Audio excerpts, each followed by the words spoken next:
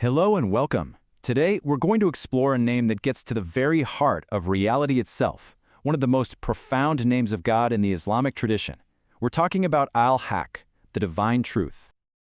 These are questions we all ask ourselves, right? We're all looking for something solid, something real, in a world that can feel, pretty shaky at times. This search for a foundational truth is just part of the human journey. In Islam, the answer to that search is found in this incredible name, Al-Haq. And it doesn't just mean truth, like an idea you debate. It points to the true one, the ultimate, undeniable reality that everything else comes from. So let's dive into what that really means. So, if we say Al-Haq is the absolute truth, what does that actually mean? How is that idea unpacked? Let's get into it. This quote from the scholar As-Sa'di is just so powerful. It's saying that God isn't just true, He is truth itself. His existence isn't optional or temporary, it's necessary. Everything else you see, from the biggest galaxies to the tiniest particle, only exists because He does. And this truth isn't just a single abstract concept. Think of it as having these four solid pillars. It's not just about His existence. It extends to His lordship, meaning He's the only true provider. It's in His words, which are completely certain, and it's in His actions, which are the definition of perfect justice. It's a complete, all-encompassing reality. But a name this huge doesn't just stand on its own. So how does the meaning get even deeper when we see it in action, especially when it's paired with other divine names? Now, this is where it gets really fascinating. The source material points out how often Al-Haq is paired with other names of God, and that's no accident. Each pairing is like putting on a new set of glasses, bringing a different, richer layer of meaning into focus. For instance, take what happens when Al-Haq is paired with Al-Malik, the sovereign. Together, they become Al-Malik Al-Haq, the true sovereign. And wow, look at the contrast. Any human power we can think of is temporary, it's flawed, it's limited. But divine sovereignty is true because it's everlasting, it's perfect, and it's guided by absolute wisdom.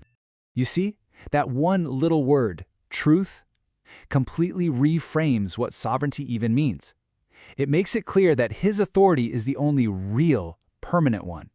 Everything else is just borrowed. Then you have another powerful pairing, Al-Haq al-Mubin, which means the clear, evident truth. And this is beautiful, because it tells us that this truth isn't some hidden mystery you have to decode.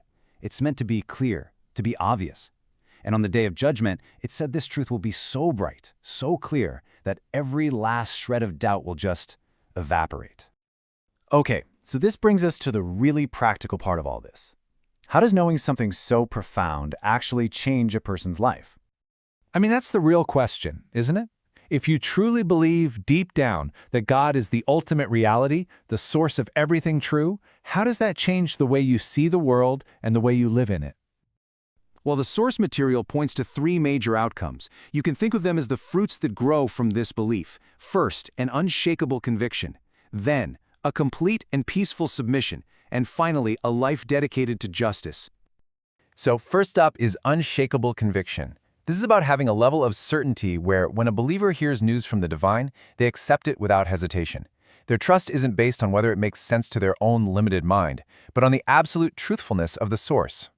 A perfect example of this is the story of the night journey, an event that sounded completely impossible, defying all known laws of physics.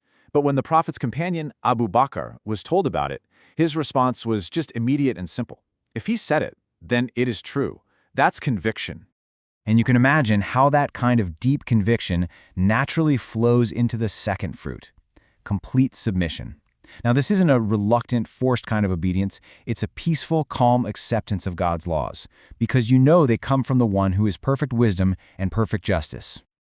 As the scholar Ibn al-Qayyim put it, the whole foundation of faith is built on this trust and submission. It's about accepting the guidance of Al-Haq, confident that the real wisdom is there, even when you can't see the whole picture. And finally, this internal state has to translate into external action. Believing in the truth inspires you to be a person of truth, and that really means living a life of justice, giving every single thing and every single person their due right. And just look at how far-reaching this idea of justice is. It's not just about a courtroom, it's testifying with truth, even if it's against your own interests. It's about fulfilling your duties to God, to family, to your community.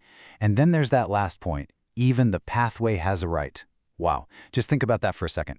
It's a beautiful way to show how this truth is supposed to touch every single part of our lives. So as we come to the end here, let's just pause for one final, powerful reflection. This is a question that really stops you in your tracks. If Al-Haq is everything that is real, stable, just, and good, what's the alternative? What's left when you step away from that? The Quran answers with such stunning clarity. Beyond the truth, there's only one other place to go, into error, into falsehood. It's presented as the most fundamental choice we all have, to align ourselves with ultimate reality or to drift into everything that isn't. There is so much more depth to this incredible name, and we've really only scratched the surface. So, if you want to keep exploring and understand Al-Haq more fully, please don't miss the link to our full source material in the description. Thanks so much for joining us.